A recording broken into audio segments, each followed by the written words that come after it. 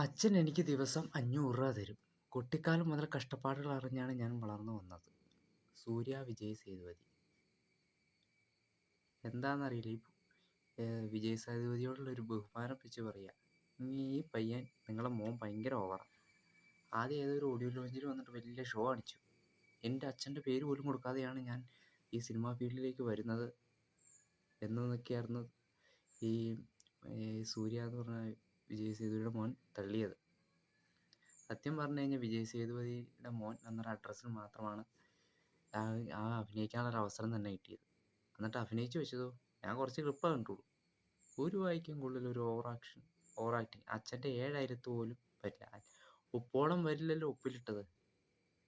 ആ അച്ഛൻ്റെ പേര് കളിക്കാതെ ദിവസം 500 രൂപ ചിലവിന് വരുന്നു.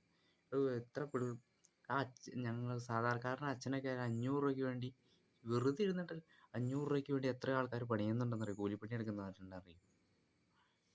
ദിവസം 500 രൂപ ചുമ്മാ തരുമെന്ന്. എന്നിട്ട് ഭയങ്കര കഷ്ടപ്പാടായിരുന്നു. അച്ഛൻ കഷ്ടപ്പെടുന്നുണ്ട് സാർ, ശരിയൊക്കെ തന്നെ. പക്ഷേ മോൻ കഷ്ടപ്പെട്ടു എന്ന് പറയുമ്പോൾ അത്ര വിശ്വസിക്കാൻ അത്ര മണ്ടനൊന്നുമല്ല. അപ്പോൾ ഒരുപാട് വളരാനുണ്ട്. പ്രായത്തിനനുസരിച്ച് പക്വത കാണിക്കുക. അതുപോലെ തന്നെ വലിയൊരു അച്ഛൻ വലിയ എളിമയുള്ള സംസാരമാണ്, പക്ഷെ മോൻ ഭയങ്കര ഇച്ചിരി പൊങ്ങലുണ്ട്. അത് കുറയ്ക്കുക. അച്ഛൻ്റെ പേര് കളിക്കരുത്.